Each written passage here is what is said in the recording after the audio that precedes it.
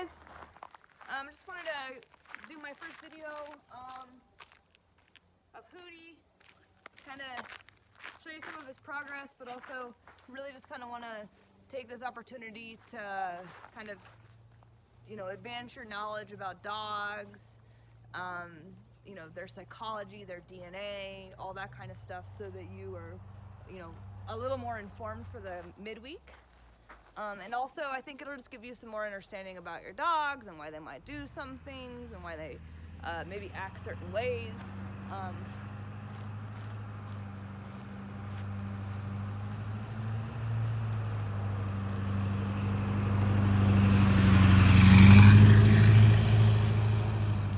apologize for all the traffic that comes by here constantly. I don't really understand why, but it does.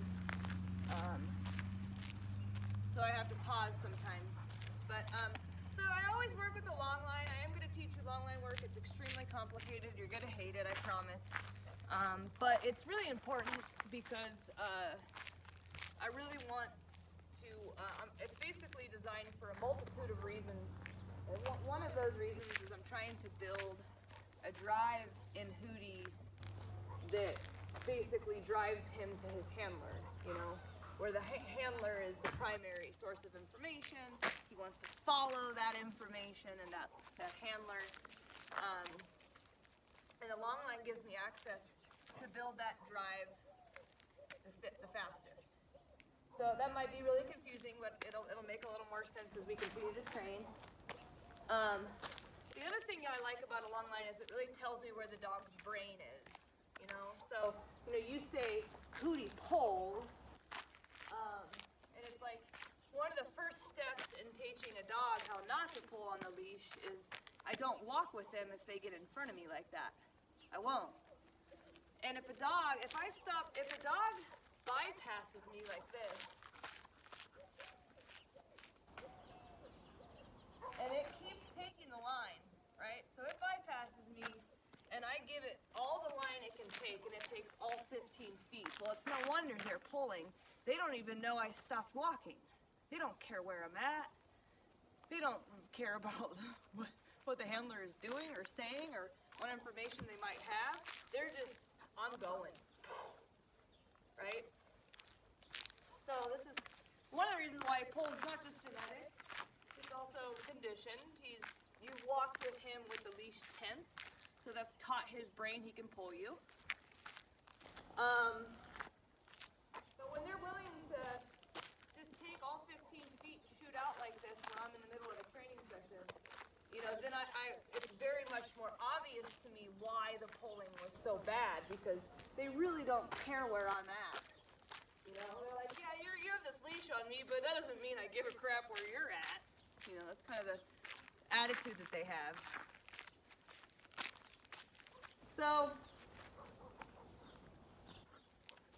I just got Hootie out a few minutes ago, like literally right when I pushed play on this thing. So this is actually him at his most hyper and like crazy. What you'll notice as I continue to do these specific movements that I use to train dogs, he's going to start walking with me loose leash longer and longer. Hey. Hey. Good job, Hoots. I got a couple nicknames for him already. Alright, so one of the things I want to talk to you about tonight is drives. These are genetic variables in a dog that will tell you a lot about their personality. Every dog has a different variation of drives. They are born with them. This is something that can't be altered all that much. So in a lot of cases it predetermines who the dog is going to be, right? So pre-drive is the first drive I'm going to talk about. This is a predatory state of mind. This is when all of the dog's senses heighten, right? So you get a heightened sense of smell. They want to sniff the ground. They want to sniff the air. Right? They want to fixate visually. They want to stand at something and, what is that? They're hunting, It might not be actually hunting for a prey animal, right? It could be, this prey drive could surface in many different ways. Like, for instance, staring out a front window and waiting for someone to come by that's suspect so they can bark at them. They are in the same exact drive. Hey, Hootie. Yeah. Come here.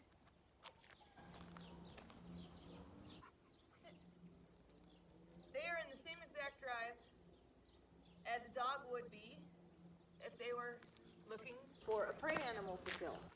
So it's not necessarily that when they're in that state of mind that they're literally hunting, as much as that when they're in their state of mind, they are in their hunting state of mind. There may just not be anything to hunt. Let's go. No.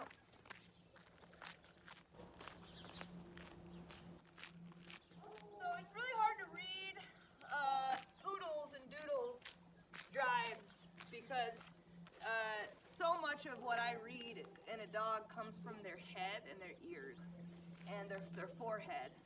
And you can't really see a lot of what's going on with doodles.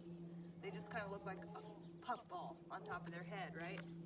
So a couple ways that you can tell whether or not Hootie is in a prey drive state of mind is he air scenting? You know, you can look at the nose. Is the nose moving in the air? Is he sniffing the ground? Right now he's staring at my employee, and I can tell that his ears are perked up. It's easier to see from behind than the angle you're seeing it at. But the head pops up. So if you look at the evenness of the body, when that head perks up over the top and really erects itself over the center of the back, and they start to fixate and really try to hone their gaze in to a certain location, they're in prey drive. They're in a fixated state too. So anything you can think of where the senses have been heightened. Oh my gosh, what's that sound? Or oh my gosh, I see that movement over there. Is that a rabbit?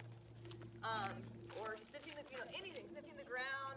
Even oral fixations like excessive, chewing or constantly putting sticks in their mouth. Those are all rooted in prey drive too. So anything where those senses are going to heighten is going to produce a prey drive state of mind.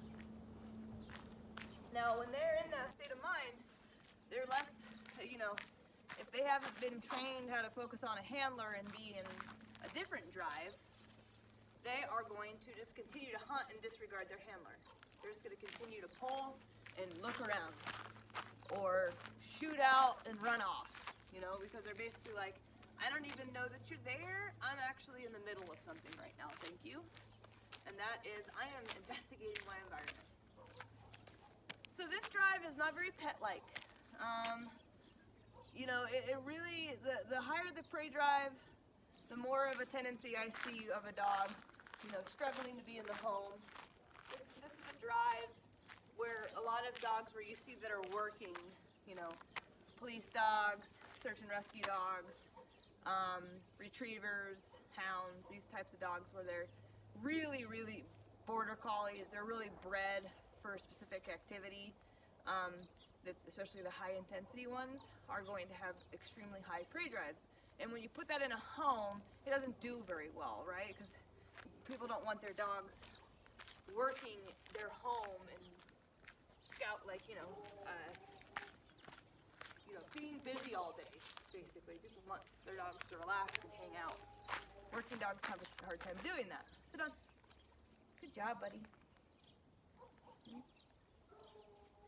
So, pack drive is what I'm trying to work on right now. Pack drive is also genetic. They are social creatures. They are designed to be a part of the pack. Even when they're hunting, they don't all run off and go do their own thing. There is a conversation. They are all a part of this one unified team. So it's really interesting when you put a dog in a human home who doesn't know anything about dogs because, it's actually very uninstinctual. Come here, Eddie. Come over here.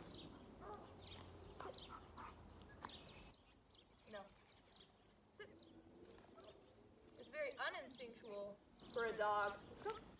to disregard the pack entirely and just pretty much make up their own mind.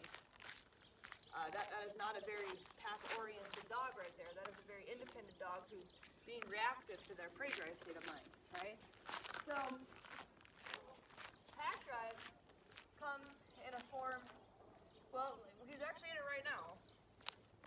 Now he's got to itch himself, but they look at their handler, a lot of eye contact. Hey, you! That's freaking cute! That's cute! You know, when you turn, they turn. You know, you say come, they come. You're gonna see it, the head and the tail are more even with the body. They don't raise. You know, what is that? It's more like, I really care. You know, if you could see his forehead, it would be soft. There would be no wrinkles in it. Prey drive dog, like hound dog, their entire forehead would wrinkle up. That means they're in prey drive, right? His ears are gonna kind of fall back more like that. You're not gonna see him as forward as they can get. He's not gonna be sniffing the ground. He's gonna be working on what you're doing. Let's go. So this is what it looks like to be in pack drive, you know? Calm, attentive, aware of their handler.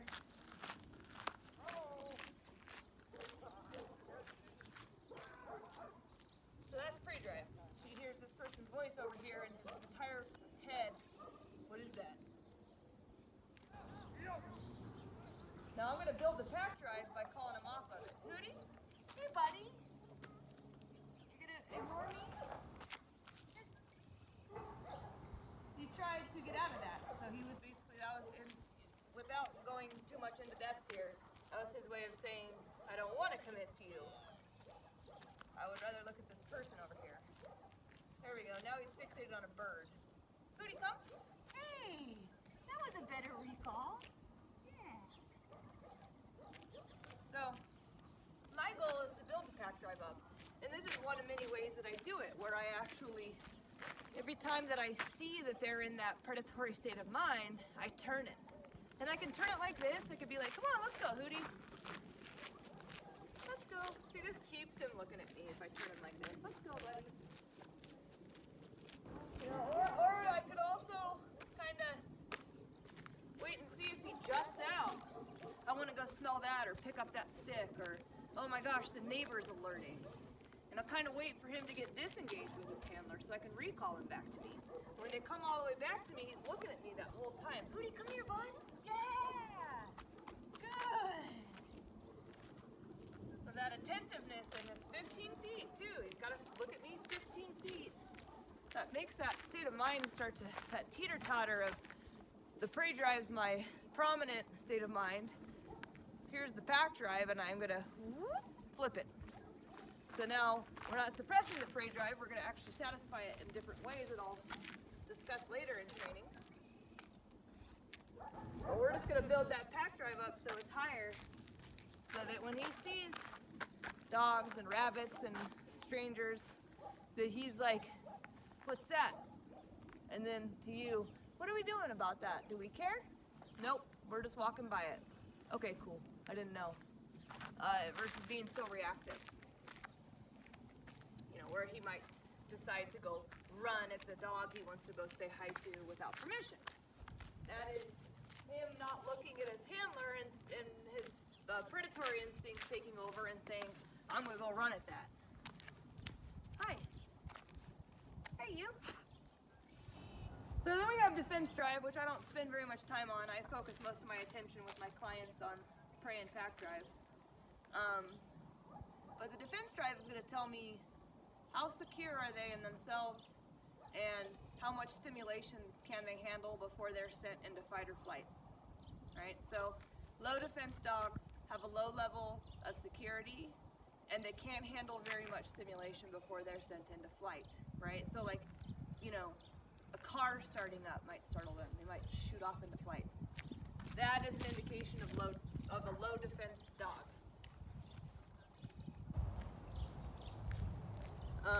High defense dog is going to be like your service dogs. They're going to be extremely confident. They're going to be able to go into highly stimulating situations like a downtown or on a bus. And they're going to be able to tolerate that level of stimulation while remaining in command or remaining in their working post. Let's go. Good. So this is genetic, right? It's just like people. Some people are born confident and some people are born insecure. And that's not necessarily something that we can alter all that much, right? We can give them tools to help them build their confidence, but only probably to a point, because when you're naturally insecure, it's actually very hard to build that confidence, right? So if you think about putting these drives together,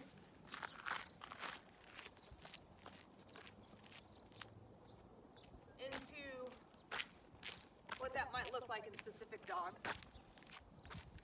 A service dog is going to have a high defense because they're going to be super confident. Good. And they're going to be able to handle stimulation very well. They're going to have a really high pack drive because they need to be attentive to their handler, whoever it is they're serving. And they're going to have a very low prey drive because you can't have a service dog shooting out after a rabbit if they're guiding their blind human. So, people who train service dogs, they pick drives, right? That's how they assess. They say, I need this set of drives for this human. So, if anyone told you they have a service dog, it's probably false because it probably doesn't have the right drive, and it's probably not really a service dog at all. A real service dog is going to be obedient all the time, properly trained, and hand selected based on drives. Good. Same thing with service dogs and their drives. You could take a hound dog. Hound dogs are bred to go out and alert their human to their kill. It's here, it's here, it's here, it's here. Hey, you. Come here. Good. But the human goes to the hound. So the hound dog is actually supposed to stay there and alert. It's right here. It's right here. And then the human comes to the hound and gets the reward, right? So hound dogs are very high prey and very low pack drive. They're not bred to bring something back to a handler. They're bred for the handler to come to them. So they can't be wired to be super in tune to their human and not wanting to stray far from their human, because they actually need to go far out and away and alert that human to come to them. So they're typically high prey, low pack. That's why they're very hard to train, very stubborn. And they're typically higher defense because they have to have that confidence to go all the way out and be independent, go alert to the prey. Hootie. Sometimes it gives you an idea of dogs and drives and DNA and come.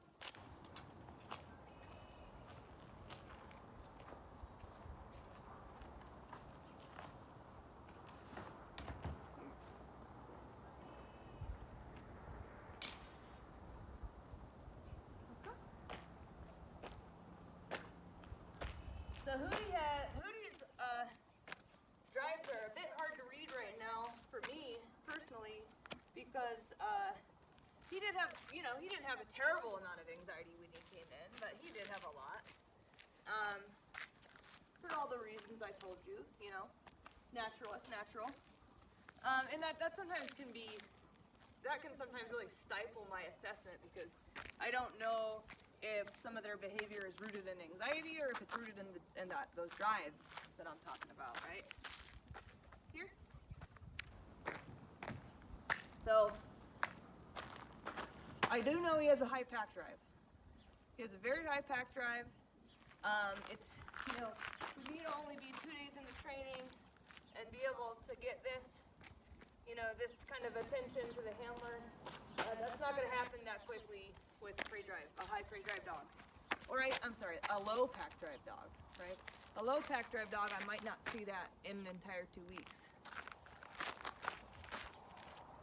So, he's got a really high pack drive, I can tell you that. Right now he has a really high prey drive, but I have an inclination that that's not who he really is.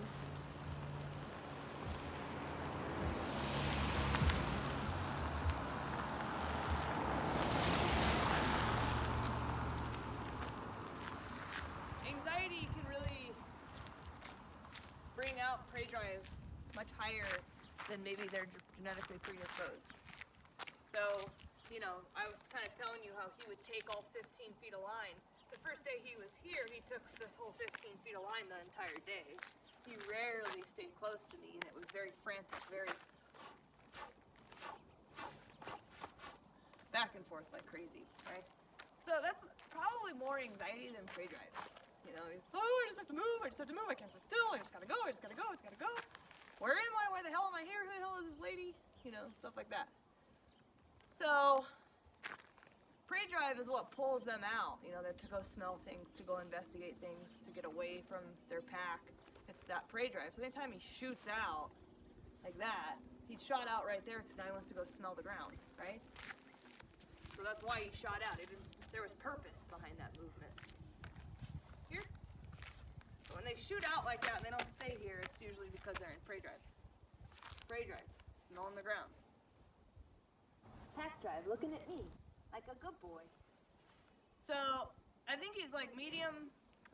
Well, when I first got him, he's high prey drive. I'm pretty sure it's more like medium, and it's just gonna take building up his pack drive and lowering his anxiety levels to get that out of him. You know, to where that teeter-totter is, instead of prey pack, we swap it and prey's down here and pack's up here. That's my goal with him. And it's easier when their prey drive isn't as high. So, and then he's on the high scale of the low defense. So, he's not a super confident dog. I mean, you know, just even you saying he didn't want to stand on certain surfaces is all I need to hear to make that assessment. He's not super secure in himself. He also was very nervous the first day he was here.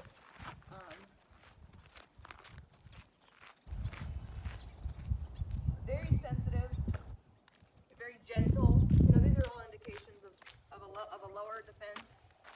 So, but he's not like super fearful. You know, he doesn't take the line into flight. He doesn't get so scared that he's like trembling. You know, he doesn't have a high flight defense drive. But he's definitely not like, oh my gosh, I'm Mr. Confident. I'm just gonna, you know, lead this pack of 15 dogs. It's not who he's gonna be in a hierarchy, right? Let's go. So that's my assessment of him. This is gonna help you understand these drives. It's actually important for you to understand drives because what we're gonna be wanting to do is continue to build his pack drive when he comes home, so he can start being more attentive to you guys. You know, instead of being so selective in whether or not he wants to listen, it's more like that's the new norm is that he just listens. And so some of the reason why he might not be listening is because he might be in a prey drive state of mind that's more interesting than you. You know, and so by doing these, believe it or not, this entire time, all I'm doing is turning him and redirecting his attention back on me to build this pack drive state. And it might not seem like much, but not only is it exhausting for them, it is building their attentiveness towards me, and that's making me more relevant. So I'm going to start to become more important than all this other stuff that he's interested in. And that's what I want for you guys, to be the most important thing in his life, right? Like, oh, I'm interested in these things, but you guys are the most important. And that's what I want for you and him. And it's healthier, and it's safer to have a dog in that state of mind. So everything that you've seen me do with him tonight, all this movement, I'm going to teach you, because when he goes home, it's going to be really important for you guys to mimic what I've done with him, so that he starts to get more, you know, what's mom doing, what's dad doing, and less, I don't really care what they're doing, I just want to go that way. So you're going to be doing a lot of this stuff when he comes home and just really building up that pack drive for you, maintaining what I've built already. So you just have a dog who becomes a much softer follower instead of a strong polar leader. So that's my spiel for tonight. We're going to talk about a lot more stuff than this, but I thought it would be a good head start. So I hope you enjoyed.